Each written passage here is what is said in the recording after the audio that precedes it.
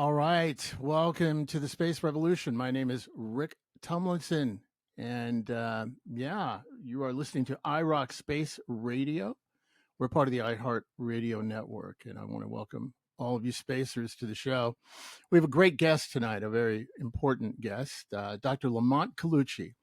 He's the inaugural director for doctrine development of the United States Space Force. He has done so many different jobs. He's been part of the State Department. He's a full professor of political science at Concordia University. He's written 3 books on very high level political discourse. And he is a Fulbright scholar in residence at the Diplomatic Academy in Vienna. He has graduate degrees, undergraduate degrees from the University of Wisconsin, and a doctorate in politics from the University of London, England. You've seen his writings. If you read these things, these publications in the Washington Times, National Review, The Hill, U.S. News and World Report, and many others.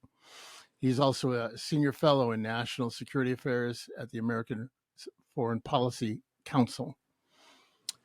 Dr. Colucci, it's great to have you on board. I will also disclose that I was invited by you to be a part of what we call the DOG, the Doctrine Organization Group of Space Force, where you are leading a team to look at how we create a top-level capstone, a top-level guiding document. We'll come back to that in a minute. For how Space Force operates. But it's great to have you on the show. Thank you very much for being here.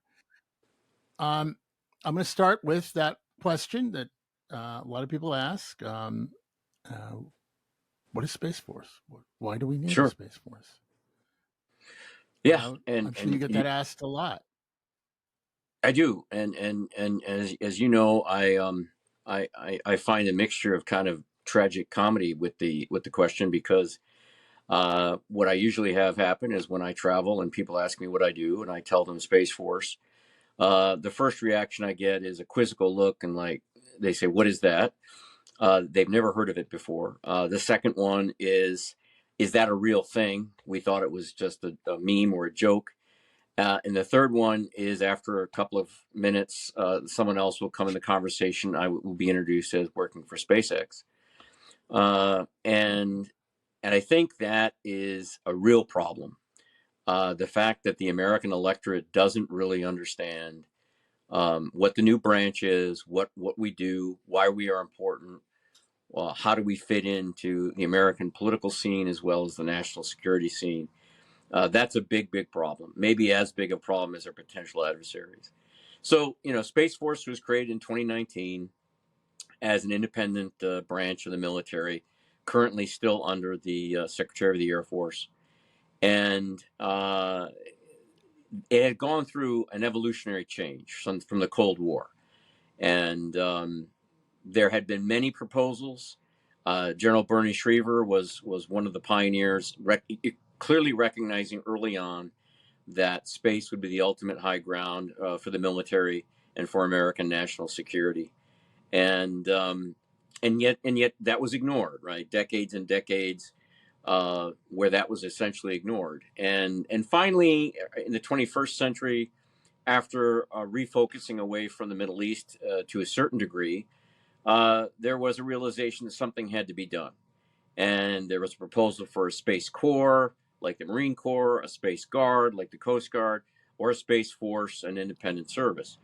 And under the Trump administration, they decided to go with that last one, an independent service, to protect American and allied interests from space, through space, in space, and also American values in those areas. And we talk a lot, as you know, about the dual mandate, right? So Space Force has 2 core missions, 2 mandates. One is to enhance and ensure American vital and national interests on planet Earth, the terrestrial fight. And in that case, Space Force will probably be a supporting actor, supporting the Army, the Navy, the Air Force, the Marine Corps, Coast Guard, and so forth. And then in space, it'll be probably the primary actor. And a lot of people want to divide those 2 missions. as you know from our group, I talk a lot about the synthesis and how you can't really have one without the other. They're the same mission in a way. You can't focus on American and allied interests and values on Earth and ignore space, and you can't do all of that in space and ignore planet Earth. And I think one of the big catalysts for all this was the fact that our potential adversaries, primarily the Russians and the Chinese, but also medium power adversaries like North Korea and Iran, are either extremely active in space or plan to be. And if we do not take the actions in a proactive way, actions will be forced on us in a very bad way. And that doesn't only affect American interests and values, it'll affect the world in general, especially the democratic world that loves freedom and peace and prosperity and all of the things that we cherish.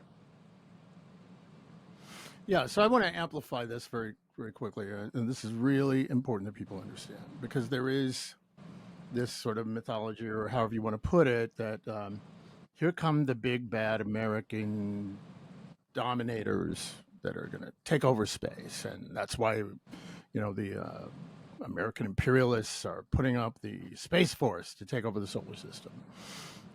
And to clarify what you're saying is that it was already happening. There is already military activity going on in space. And we're not just talking about the use of space to support people, soldiers, military activity on the ground, where you would use, the ability to observe from space or the ability to transmit from space using space. That's what we would call, I guess, traditional uses of space. But there are things going on in space. We know that China has done anti-satellite testing in space. Russia has done that. They've blown some stuff up. There are things flying around out there that we probably me, less you, because I know you're read in on this stuff, don't even know about. Spacecraft poking around, moving other things around. There have been some very interesting incidents of satellites that seem to be operating in very strange ways, moving in different things. So the fact that we created a space force to both aggregate, put together all the different uses of space we have and traditional uses, satellites for observing and communication, and also to begin to kind of get ahead of the game, or maybe even just catch up with what these other nations, the adversaries you call them, are doing, is not the United States stepping up and going, we're taking over space. This is a reaction to something that's going on and a strategic move to make sure that as we move into the future, we're ahead of the game. Correct? Yeah, I mean the Chinese and the Russians have geostrategic imperatives that we can easily identify, and many of them transcend centuries. And those geostrategic imperatives for them are often in conflict with ours. And what we know is China and Russia have projected that out into space, into astrostrategic imperatives. China, for sure, first and foremost, who seem to have no problem looking at doctrine from a very forward leaning 100-year plus marker, where they are very clear and very open. This is not secret. Very clear and very open about dominating space. And they have projected a timeline where they take over the dominant factor in the cislunar space, the dominant power in the moon, and the dominant power in the solar system in about a 100-year timeline. The Russians have not been as explicit, but we know that they have their own strategic interests as well that are going to be inimical to ours. And that, again, doesn't include the medium powers like North Korea and Iran. And it also doesn't include non-state actors, some of which we can't even predict right now what they will look like or what they will be doing. Whether those be criminal organizations, whether they be individuals, whether they be terrorist organizations. It is inevitable, unfortunately, I think, that non-state actors will not just threaten American interests in a very political, military sense. But as far as the space revolution goes economically, I think they will threaten that space revolution economically even more so. And I think Space Force and its allies have to be a guardian, to use the word we call ourselves, guardian, a guardian of those interests and those values. Okay, so we got the Space Force started, and I mean, you and I come from politically different strains, shall we say? So, but it is clear that this is bigger than the president who started it. There have been a lot of good people I've known for a long time that have been advocating for this in the background. So you end up with this thing called Space Force, and it has to have been. It has been. I'm very aware of that. Very challenging to deal with these traditional entities, the Air Force, the Navy, and others who have their own space stuff that they like to do. In terms of putting together the doctrine, the top level of it, do you see a lot of application from the lessons learned in the past to space, or is this such a brand new realm that we have to start from completely from scratch when we're talking about our doctrine, how we operate, Yeah, I mean why we operate, that's what we been do? probably one of the biggest challenges. The Department of Defense, in general, uses the word doctrine in a way that everyone else doesn't. When we use doctrine in a philosophical term or a theological term, we tend to we use it to inform, to teach, to change, and to command. I think, unfortunately, many in the DoD have been under the impression, or they believe, that the word doctrine means backward thinking, backward looking, lessons learned, past practices. Well, so on a macro level, I have a problem with that. I have a problem with how the term is used in a general sense. And then regarding Space Force, even if one wanted to accept that we should use that term for the other services, which probably came out of the Army originally, and that's not a knock on them. It's just how the term came into being and how it was used. But even if we accept that that is the way it was used, it can't be used that way for Space Force. Space Force has to, by its very nature, be forward leaning. Luckily, we do not have a space war to gather lessons from. We have limited past practices with events like the Gulf War, GPS, and satellites. And so when we look at creating a new branch that is going to have this dual mandate of celestial and terrestrial, the only way to operate a doctrine is to have one that looks at things not just even in the present, forget the past, but for the future, and probably not 10 years. We need to be looking 10, 20, 30, 40, 100 years out. Otherwise, it'll be always reacting, and we will always be in a reactive mode. We will never be in a position where we can ensure a good outcome, whether that be on the practical side or on the values side. Got it. Great. Well, look, we're going to come back and get into some little more nitty gritty type of conversation about these things. You are listening to iRock Space Radio, and this is the Space Revolution, and I'm your host, Rick Tumlinson, with our guest, Dr. Lamont Colucci, talking about Space Force. Yeah, we're going to have some fun as we move into the next section.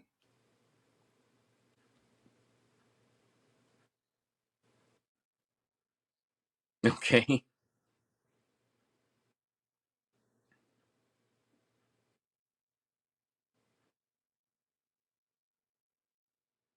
sure.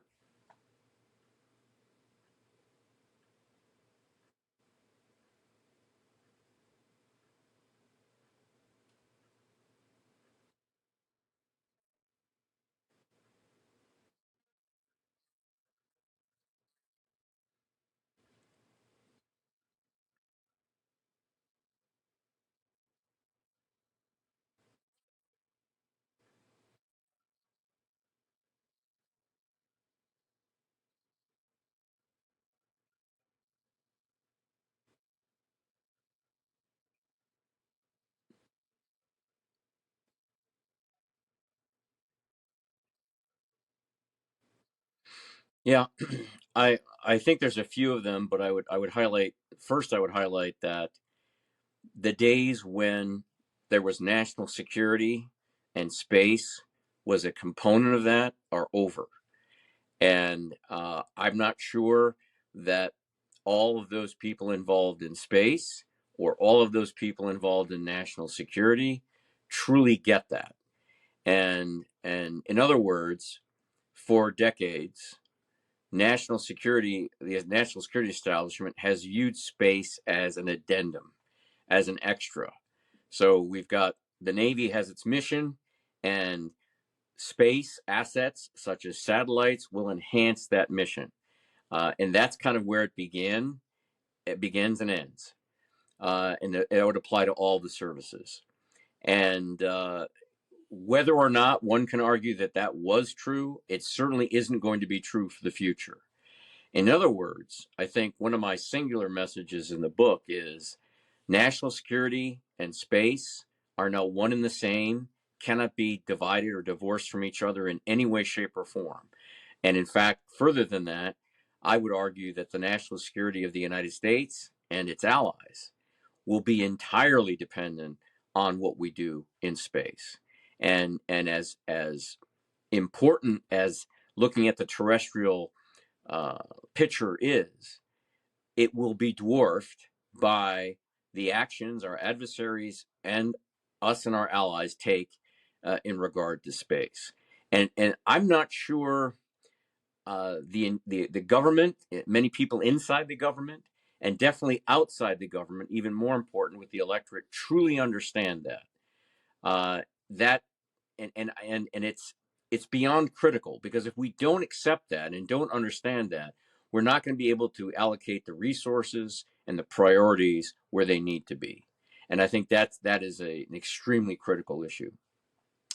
I'd say number two, Space Force needs to develop its own true identity in a fashion where it is truly its own branch in every way. In other words, obviously, many of the men and women who work for Space Force worked for another branch, primarily the Air Force, before Space Force's existence. Okay, fine. That's just the way it had to be. But now that we are a couple of years out, uh, there has to be a recognition of a cultural identity, a singular identity of guardians, right? And guardians need to have their own culture, their own thinking, their own mindset. We all serve the mission, right? The mission is the American people. But once you get below that, Space Force needs to have its own mission, objectives, and identity, and its own accountability. And that's critical. So there's a lot of things in the book, but if I had to name those two as fundamental takeaways, those would be the ones I would highlight.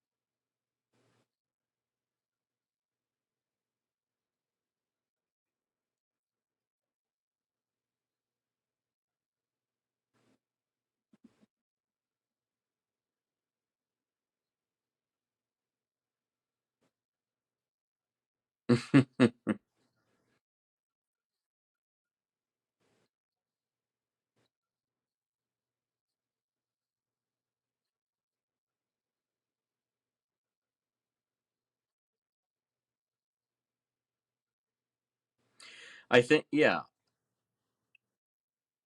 I think there clearly is a recognition that Space Force is unique in a way, um, in a way that the other services are more similar to each other. In other words, Coast Guard, Marines, Air Force, Army, Navy are similar in in many of the ways they operate and a mentality, and that's fine. That's not a negative. All right. Welcome back to the Space Revolution. My name is Rick Tumlinson, and we are here talking to Dr. Lamont Colucci, who is the inaugural Director of Doctrine and Development for the United States Space Force. So, Dr. Colucci, you wrote a book prior to getting involved in this, and which everybody should pick up. Can you, I guess, get it at Amazon or? Amazon and Barnes and Noble, sure thing. Okay. All right. What was the title one more time, just to give you Yeah, that extra point? U.S. Space Force, Grand Strategy, and National Security. There you go. A ponderous title, but an exciting topic. And what are the two big points you'd like to get out to people that you speak about in this book? What is it? Yeah, What are the two big things? I think probably the most important point is that the days when we could say there was national security and space was a component are over. Space and national security are now one and the same. And those people who are involved in space for various professions and occupations, uh, and those people involved in national security need to understand that the future of American and Allied national security will be space, and that'll be there will be an inability to divorce or separate those two things, and I don't think people realize that.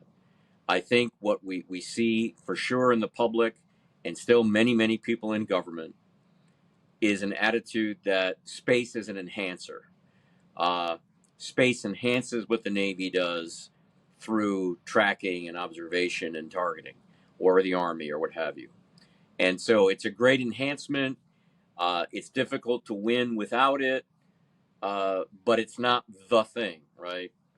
And as we move into the future, space and Space Force will be one and the same regarding American national security. It will no longer be an appendage, if it ever was. And so there's probably the first big point. And I think that'll be a struggle. I don't think that's going to happen overnight. I think it's going to take a long time, even among national security professionals, to realize that things have changed irrevocably. And and unfortunately, I think that China already recognizes that. Russia probably recognizes that. And and as a result of that, we have to then move our mindset beyond that hole that we've kind of dug regarding that issue of space. I think the second issue I would highlight is identity. Space Force needs to have its own identity. It needs to be culturally and professionally different. It needs to. It's fine to accept and adopt many of the traditional American military traditions. That's natural and obvious. But as far as an ethos, as far as the objective and the motivation, that has to be different. That has to embrace this dual mandate of Space Force is going to help ensure American and Allied interests on Earth, in the terrestrial, and an equally important, it needs to enhance and ensure American and Allied interests in space, from space, to space, and through space. And that will require Space Force guardians and the other services and other aspects of government. We could include Congress. We could include the professional class of analysts to sharpen and change their attitude about what it is about space. And I'm sure you know, and most of your listeners are, I'd be preaching to the choir if I began talking about the economic aspects and how it doesn't seem to be that many people in American business and the private sector fully grasp what's coming down the space tracks, so to speak, in what's going to happen to the American economy. And the same thing is now in national security. So if some of your listeners are not as involved in national security, but they're involved in that space revolution and the new space side of things, and they realize, gosh, talking to other people who are not, they don't get what's going to happen in on the business side, in the private sector side. Well, now you realize exactly the same conundrum, the same problem in the national security side. Yeah, it is always, when you're dealing with the leading edge of history, it's always frustrating because people don't get it, And I mean, what was it, Gandhi's quote or something about, first they laugh at you, and then it, then they let me see, they laugh at you, then they try to stop you, um, and then and then they claim it was their idea. And the Clinton, that's right. uh, yeah, it's a very very bad paraphrasing. I probably threw like three different quotes together there, but so you have this new thing, and look, again, we go back to the development of the aircraft, the airplane, right? And the military would look at that and go, "Oh, that's kind of interesting. Maybe we can see further from up there." And that was it. That kind of thing. And so it's always perennially something that people are just never going to get. I'm sure the first person who said, we could take one of these wagons and hook it to a horse. We have a chariot, and people are like, oh, come on. That's ridiculous. What are you going to do? Standing in a wagon behind a horse? Right. Which actually, at that point in history, in the early days, changed history itself by the countries that had that versus those that didn't.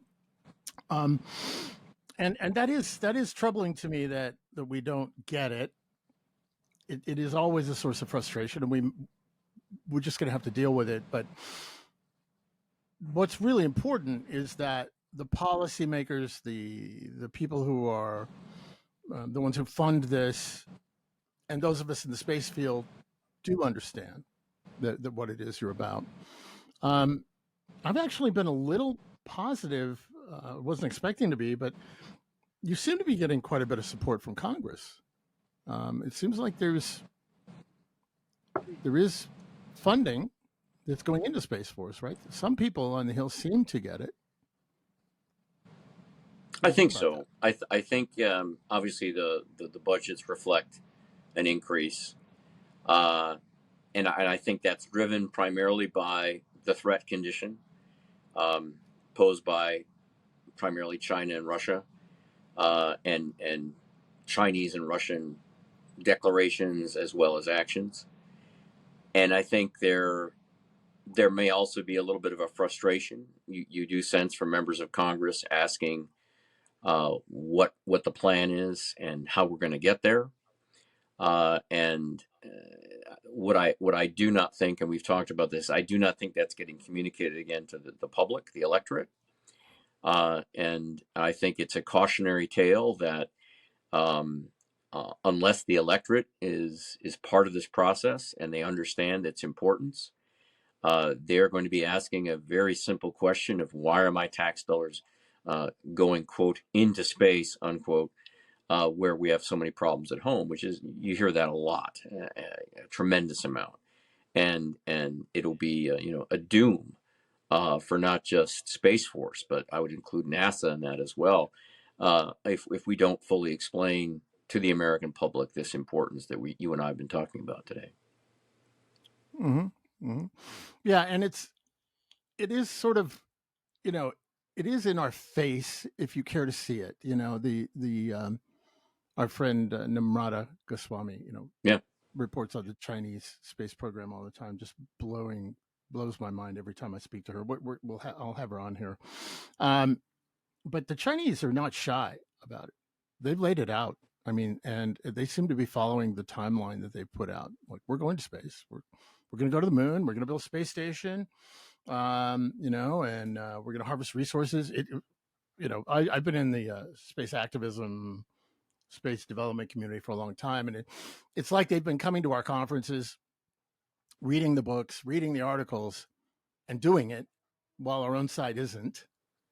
And they're reading it and they're, oh yeah, let's go do this. Let's build facilities on the moon and space solar power and do these kind of things. And it's got to be a bit frustrating, both that you have this intransigence in the military side, this lack of vision on the side of the public, and yet the adversary, the big one, that we're going to Walmart and funding by buying all of our stuff there and go straight to China.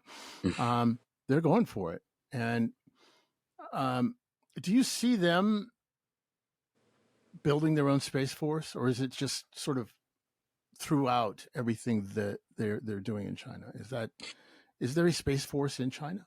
Yeah, China actually does have part of what they call the PLA, the People's Liberation Army, which is the catch-all for the military. Their space force. In Russia, the Russians are more divided in they have a space force in the sense that it's multiple areas, multiple branches that deal with issues regarding space. The Chinese are more unified on that than the Russians.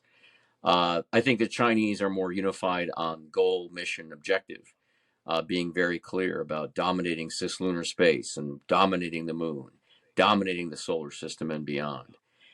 They are very clear that they know that the power that dominates those three areas, and it probably will go from cislunar to the moon, from the moon to Mars, and Mars and then beyond, will determine the fate of the Earth.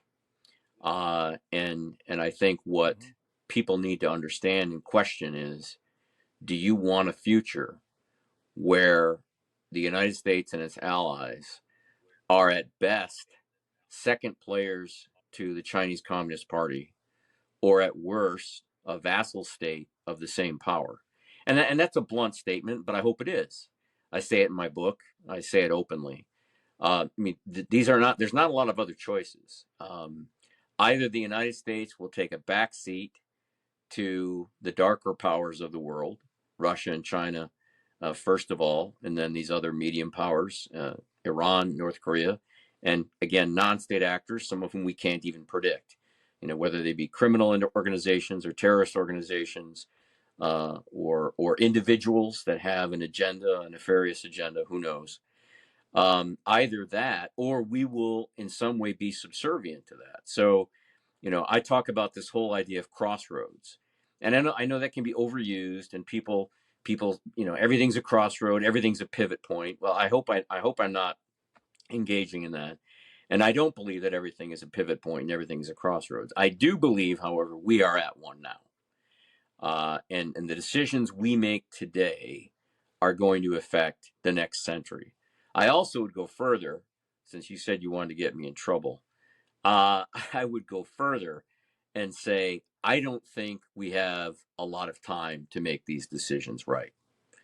I don't think it's tomorrow morning, but I do not think it's multiple years. And and so, we are not at the edge of the horizon, but we can see it. Let's put it that way. What decisions are you talking about in particular? Whether or not the You're United States and its allies and what sometimes is called the international liberal order, if people don't like that term, we can call that the world of democratic values. We can call that the world of free markets and free ideas, right? Whichever of those people prefer to use. Whether that is going to be the trajectory of mankind, of humankind, or is it going to be alternatives, whether that be communism, fascism, what have you? And so, if I am right that national security and space are now one and the same, and we know that our adversaries have accepted that and plan to dominate space, cislunar, moon, and then Mars and beyond, then the United States needs to make the decisions now with its partners, its allies, to thwart that and to be the ones doing that instead. In other words, to use one example from our doctrine work, just as the U.S. Navy guarantees the free navigation of the seas for all, whether that be trade, whether that be travel, whether that be commerce and relationship, so will the Space Force need to ensure the free navigation of space. But of course, we know that that is an expensive and dangerous and difficult operation for the U.S. Navy and its allies to engage in. We know that not only do you have state actors that try to destroy that system, but you have non-state actors, whether they be pirates or terrorist organizations or what have you. And so the United States needs to take that same mentality into space, hopefully with its allied partners who believe in the same both strategic interests and values that we do. Very cool. Well, look, I think we are. I mean, it's important that we have folks like you and many of the others that have been pushing for this for so long, doing it. And so let's come back here in a minute and talk about that future, that the Star Trek part of this, right? And what that's about. What role an entity like what Space Force could have in opening the frontier and supporting free people from free nations going out and trying to create, well, free human communities beyond the earth. So, hey, you're listening to iRock Space Radio. My name is Rick Tumlinson. This is the Space Revolution. We're part of the iHeart Radio Network, and I'll be right back with my guest, Dr. Lamont Colucci. All right, you are listening to the Space Revolution. My name is Rick Tumlinson. We're on the iRock Space Radio Network. We're part of the iHeart Radio Network, and today's guest is Dr. Lamont Colucci. He is the Director of Doctrine Development for the United States Space Force. We're having a conversation about some of the high-level type stuff, and looking at the interplay between what are called, some call the adversarial nations, such as China, et cetera, in space, and how Space Force plays into that. One thing I have noticed in my dealings with Space Force, and through my company Space Fund and through some of the organizations I've been around, we've seen a very innovative approach to interacting with the private sector, as opposed to sort of the aerospace industrial complex, which is in there. The Boeings, the Lockheed Martins, General Dynamics, all these people are in there doing their thing. But we're also seeing a recognition that it is what I've for years been calling new space has a role to play. In fact, there seems to be a lot of forward leaning on the part of Space Force with Space Works, its acquisition arm, and all of that. How do you see that relationship in terms of a lot of these new starts, the innovative new companies working with Space Force moving forward? How do you see that working? Do you see any symbiosis there? Yeah, I mean, and I think that's one of the identity issues that we just talked about earlier. I think that there has to be new thinking on how to deal with the private sector in new space, and it there cannot be a shying away from the understanding that if you want to guarantee your security, your defense, your national security, you need a vibrant economy to do that. And we talk about the virtuous cycle, right? So we the old virtuous cycle was a naval idea, right? You have a navy that protects your interests and your commerce, and by protecting those interests and commerce, you grow your commerce and your economic interests, which allow you to have more resources to ensure your security, and you keep going in that cycle. And there can't be this idea that somehow these are different. American national security is dependent on American prosperity, and American prosperity is dependent on American national security. And I think one of the things I've encountered, even conferences like New Worlds, but a lot of other places you and I have been at, is you do have the new space community, and in general, doesn't apply to everybody, that in general the new space community is very innovative. They're forward looking in technology and in concepts and ideas and in the science. But when you talk to them about security, some of them get very skittish because somehow they don't want that relationship with Uncle Sam, or they don't want that relationship with the military.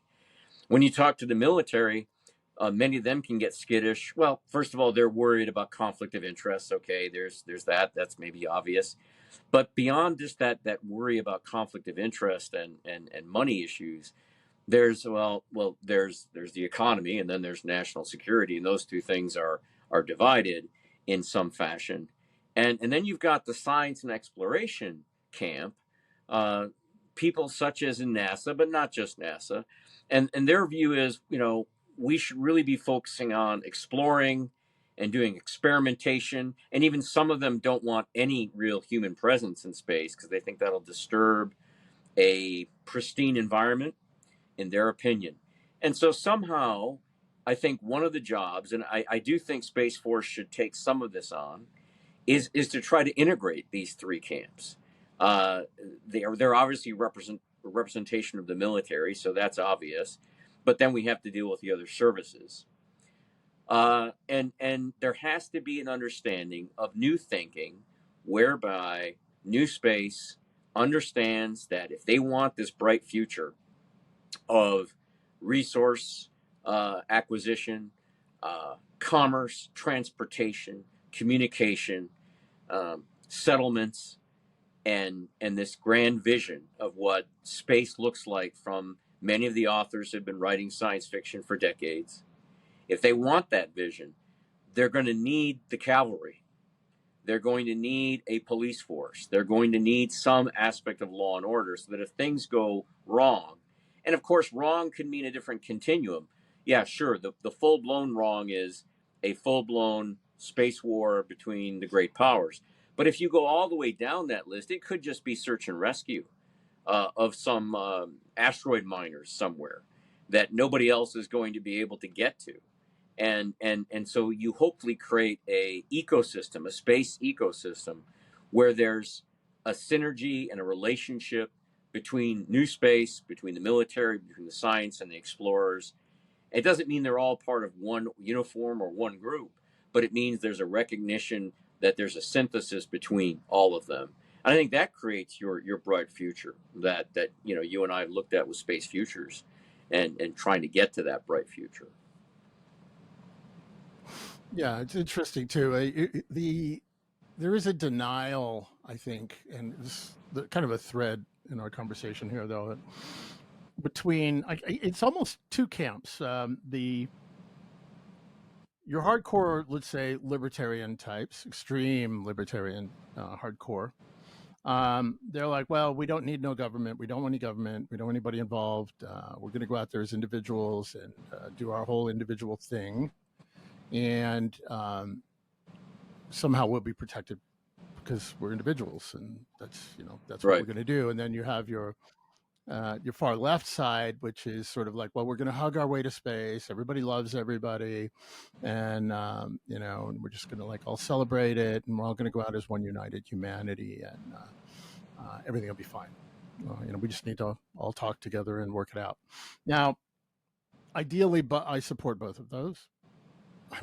I'm a liberal libertarian. I believe in humanity, humans being the ultimate core element of governance and life, and we have to, support the individual in every way we can. But there are entire nations, large ones like China, that don't believe in that are going to stop that the moment they get the chance. There's also on this other side the idea that, like I said, we could hug our way into space. We should all get along, and it's just not happening out there. That's not how the world has operated. And I think at all times we should be reaching out and trying to work together. But again, nations like China, and others, nation states, and I want to be real clear, separate that from the Chinese people. Very, very different things. That have these ambitions. And they may talk about hugging, and they may talk about all of us working together and getting along, but that's not how they have shown, themselves to be. And so we have to have this sort of ability to be democratic, to enable private individuals and sectors and companies to work out there, but we also have to be able to protect ourselves. We have to aspire to, the kind of future one would see in a Star Trek, right? Where all the communities of all the different species and are working together, but you have to have a Starfleet to make sure that that is protected. Um, as we get out there, how would you see it manifesting? Okay, very quickly, we understand that there's this idea of working with soldiers on the ground, all of that, the existing space infrastructure. But what would it look like? Let's say you have a community in orbit or community on the moon. What would Space Force look like at that point?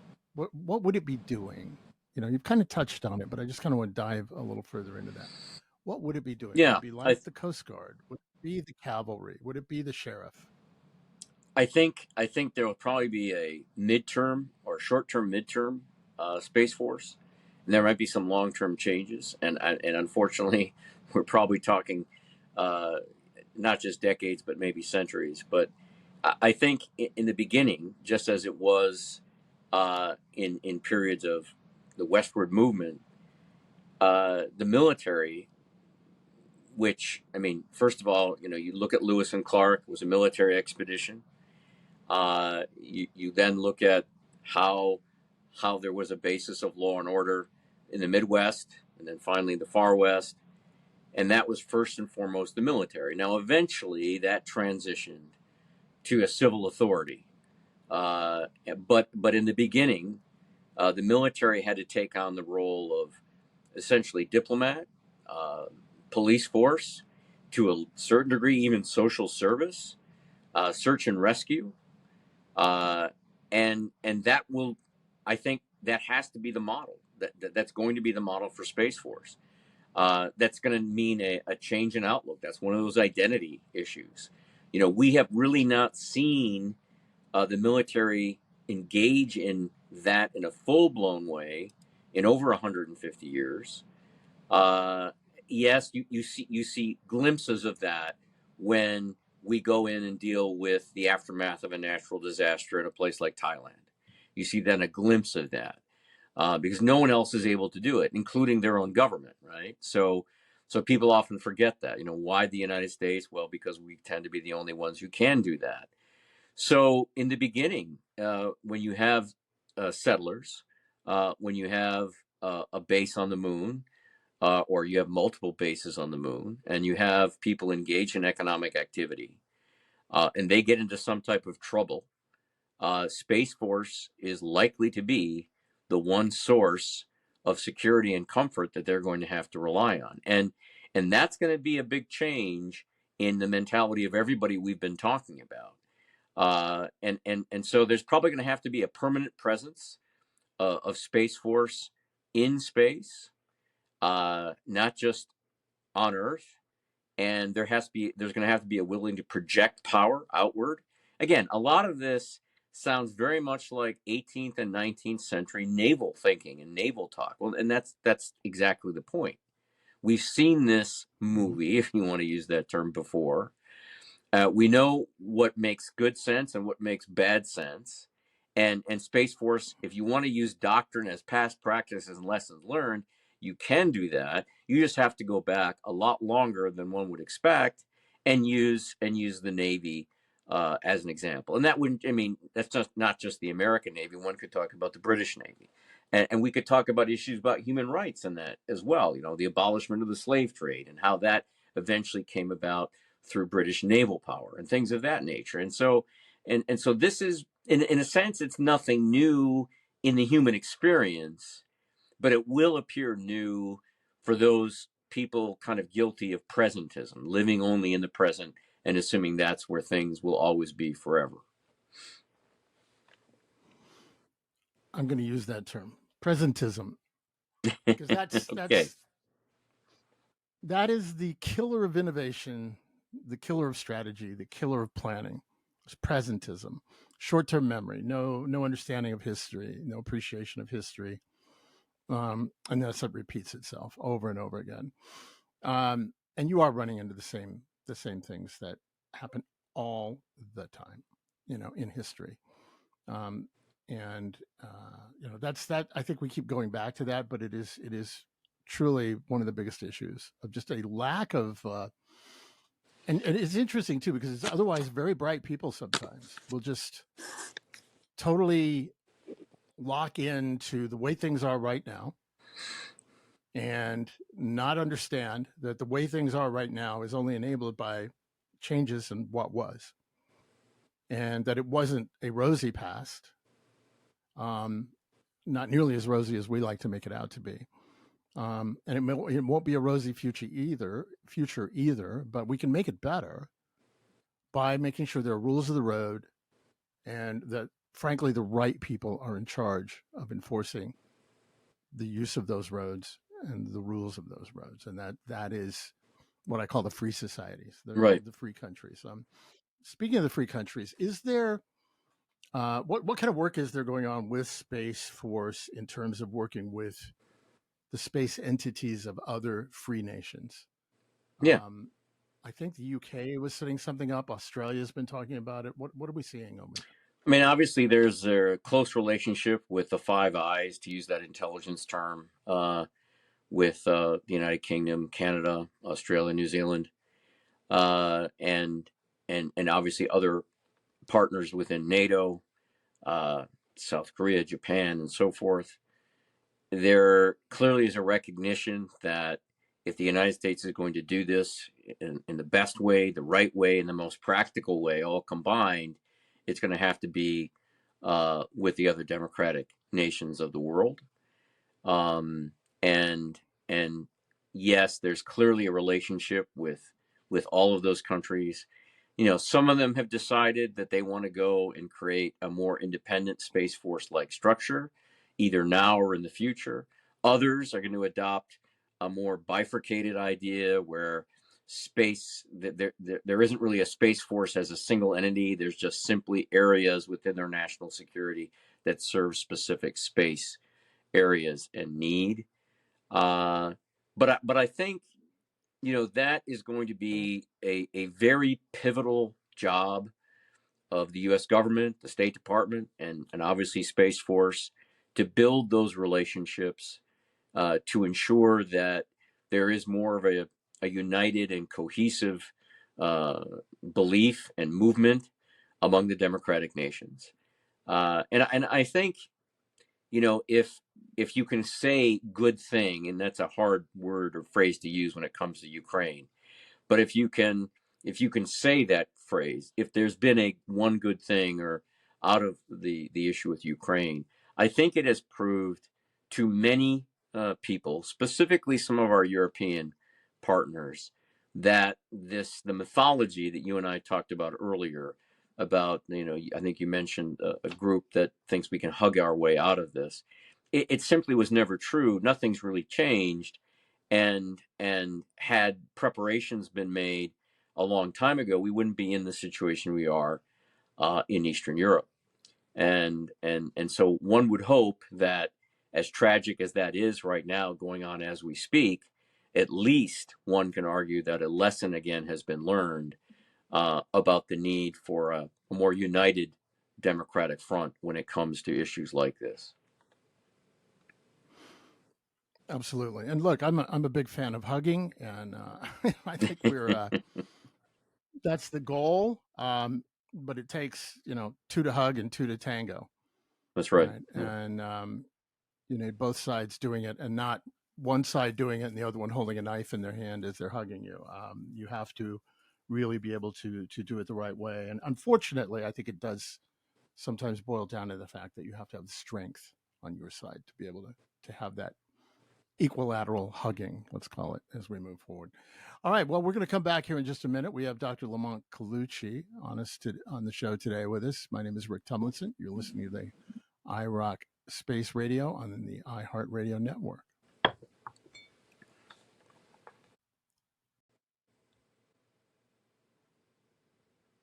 Hey there, spacers. My name is Rick Tumlinson. You're listening to the Space Revolution here on iRock Space Radio. Our guest today is Dr. Lamont Colucci, who's the Director of Doctrine Development for the United States Space Force. So we're having some very high-end kind of conversations about strategies, and I think we have been rotating a lot about the fact that people don't get it, they don't understand it, and this is what's at stake. And that is important. But I mean, for me, of course, I'm a techno geek, so I'm living for the day that I can actually see a Space Force ship. Um, Right. it's the Captain Kirk in me there, but I am curious in terms of the way that you see this rolling out in terms of the next, let's say, the next 10 years. Is it going to take that crisis moment? Are we going to have a 9/11 in space? Or do you think we're actually going to, we've kind of touched on that earlier, but I really want to like nail that down. Do you think we're moving at the right clip right now in terms of, I mean, Space Force is what, 3 years old, Yeah. Hmm. right? I mean, so a lot's been done, frankly. They hired you. I mean, what a great sign, right? But a lot has happened. A lot of work is being put into it right now. It seems like in the space news realm, we see a lot of reports. Space Force is doing this. Space Force is doing this. Space Force is doing that. Um, what would be the most important one thing you could see Space Force doing right now that would advance us the most quickly to the state you want us to be in? Well, I'm setting you up for trouble right yeah, now. I think, and maybe this is self-serving to both you and me. It's not intended to be. It's that I would hope they would accept kind of the recommendations of what we came up with, and looking at that strategic outlook, where we are pushing for recognition that the United States needs to be the proactive power that seeks to ensure the right governance of space, the right actions in space, the right order in space, and that we don't shy away from that, and that we explain that to the public. That Space Force will be that guardian of both those interests and those values in space. I think that would be the message, or the singular action, and not to get engulfed in simply the orbits of the Earth, the orbit of Earth, where we are focused on, Leo and Geo. We've got these satellites. We're looking at what these satellites can do. We're looking at how to protect these satellites. We're looking at what the enemy is going to do to satellites. We're looking at the tech capabilities of these satellites. All of that's important, but that's a near-term issue, and it will not determine who is the ultimate arbiter of what goes on into, through, and from space. So that would, if I had to name one thing, it's that shift in thinking. And I know there are people out there, many of whom are in government, who are going to make the argument that the second you say stuff like that, you're a space for space sake kind of guy. Uh, I think that's silly. I think it's a straw man. I think it's used as a quick and lazy way to shut down the conversation. I've never advocated that. I've never heard you or others that we know advocate that. I'd be hard pressed to think of anybody that is like that. Maybe there are. I'm sure there are extreme people in every profession and every group. But the idea that we by stating clearly that the United States and its allies need to be the first and foremost power that seeks to create the right conditions of free people in cislunar, on the moon, Mars, and beyond, that somehow is space for space sake, is nonsense. And I think that Mhm. that's going to be, hopefully not an uphill battle, but I think it might be. And if we don't make that decision, that that's what we want to be as both a nation, a people, and a service, um, I foresee only trouble for the future. Right, right. I mean, look, we're dealing with a, at least in the case of one adversary, an entity that will go out into international waters and build an island and then declare, that that's national territory. And then there's another nation that will send its ships through there that this one nation has declared as its national territory, and we will shoot you down. And then there's another nation that sends its ships through there to make sure that not just that nation, but all nations have the right to go through there. That's right. Yeah. And that's us, right? And um, you know, it's something we need to keep in mind, that there may be a point where somebody lands on the moon and declares, or maybe very subtly does it in a way that they don't declare, and they just take possession of all the water ice on the moon, which, as you and I know, is sort of the gold of space, right? Is the water. Right. And they may well declare that you cannot fly over this part of the moon, or we will shoot you down. And there's going to be one nation, I believe, that's going to go up there and say, no, you can't shoot us down, you can't shoot anybody down, and we're going to fly over you, and you can't stop us. And that is the United States and the free nations of the world working together. So it's not an imperialistic move. It's a move to make sure that freedom persists, and the freedom and rights of people who want to go out there will be retained. That's the job, right? Right. Is that how you see it? Yeah, and I think I mean let's I think we need to be clear with people, the American public, that there's an element of burden here. There's an element of sacrifice. The world didn't just exist after 1945, where we are today. It didn't embrace the level of democracy and free markets and free trade and free exchange of both ideas and people. It took the United States to establish a international relations system whereby, yes, we benefited from that, no doubt, but we also have the greatest burden. And I do not see that changing in space. I think we will have allies and partners that we've talked about. I think that's going to be critical, just as we did after 1945 and beyond. But in the end of the day, the United States and its people need to make that decision that we are willing to carry this burden. And yeah, maybe it does harken back to the words of John F. Kennedy when he became the first president to truly put this into people's mind as not just a goal about science and exploration, but a goal about national vision of who we are as a people and what we want as a people and what is American civilization all about. And I think that's a very critical component, and I don't think we should shy away from that. That was beautifully said, and it's true. I mean, if you believe in freedom, it's not just our freedom, it's freedom for everybody, everywhere, at all times. And we have to take a stand, because there are people who don't That's agree. right. And that, to me, is why you need a Space Force, even as we want to pursue the peaceful opening of space. I would love to be in a position where we could say, look, no weapons in space. In fact, I think we should try and ban offensive weapons based in space. I think that should be something we should try and stop before it happens. But the reality is, as well, it may already have happened and we just don't know about it. And so it is important for people who can at least think about, talk about, and participate in the creation of the future to do so. And that's what you're doing with Space Force. And Right. so I want to thank you for that. I do want to ask you again some deeply personal questions now, as we're starting to wrap up. We've talked a little about some of these things in the past, but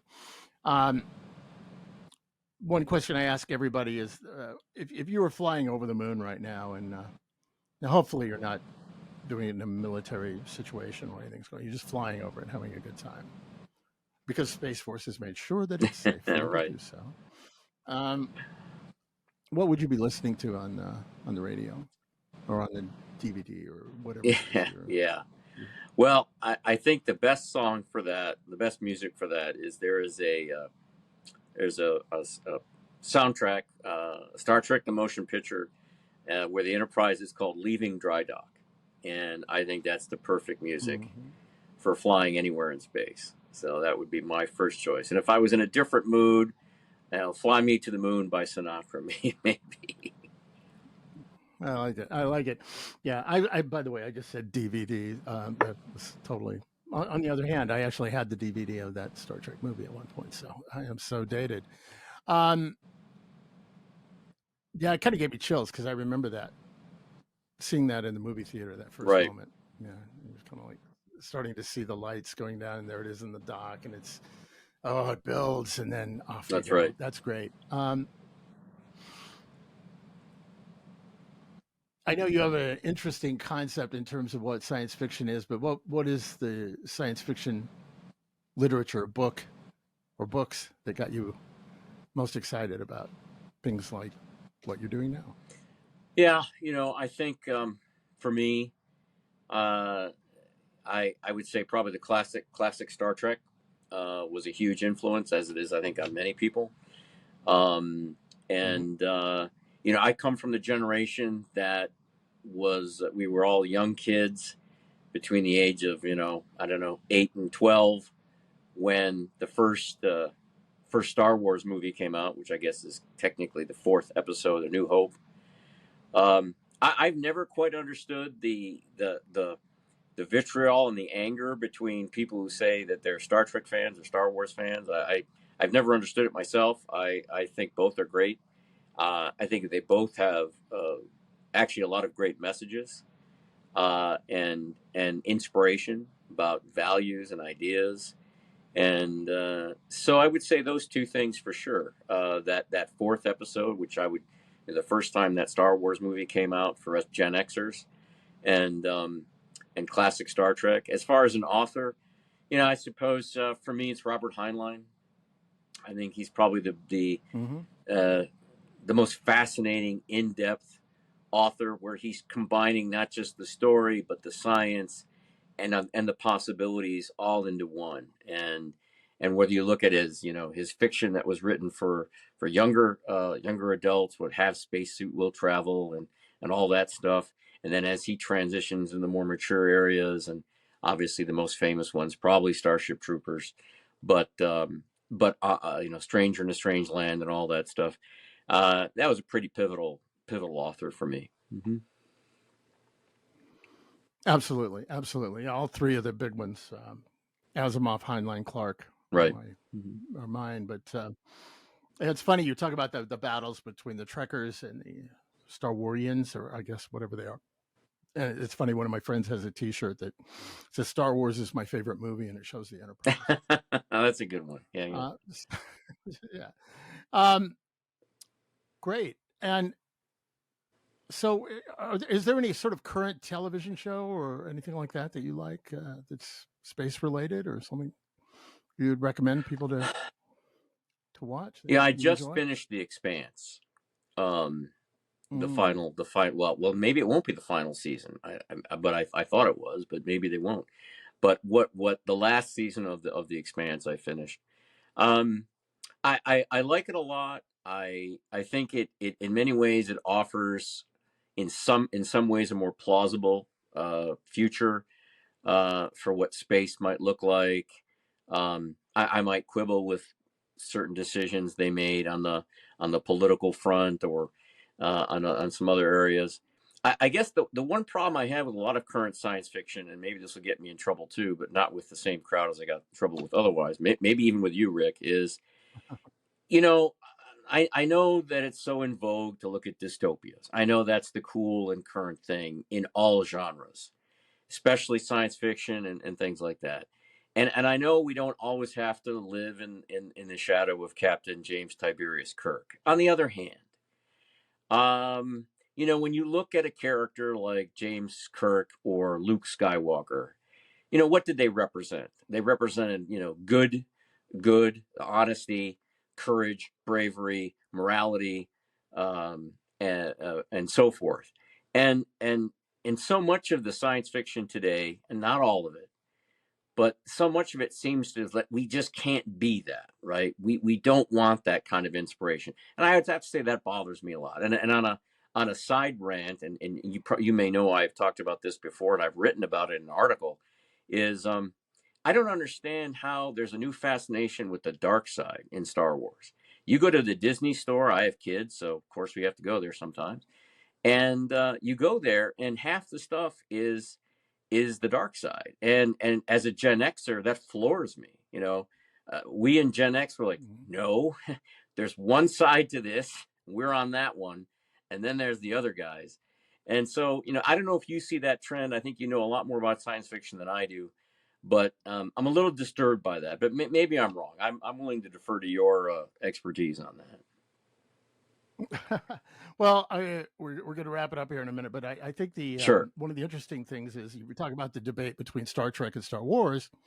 One of the debates I hear now is between the future of The Expanse and the future of Star Trek. Yeah. And most people that I know pick the future of Star Trek. Right. And so the James T. Kirk types, and he's a wild man, and his people on his crew were, they're go-getter type folks. But that's the future I think that I would prefer to live into. Right. And I think that's the one that we can try and create. And the virtues that you just rolled out, I think are the virtues that you guys are trying to instill in the Guardians, and that's right. what Space Force stands for, right? Basically doing the right thing. Doing the right thing. That's right. Dr. Colucci, I want to say thank you for coming. I really appreciate it. It's been a great conversation. I know we've been kind of all around and here and there, but that's what it's all about, here on the Space Revolution. So thank you.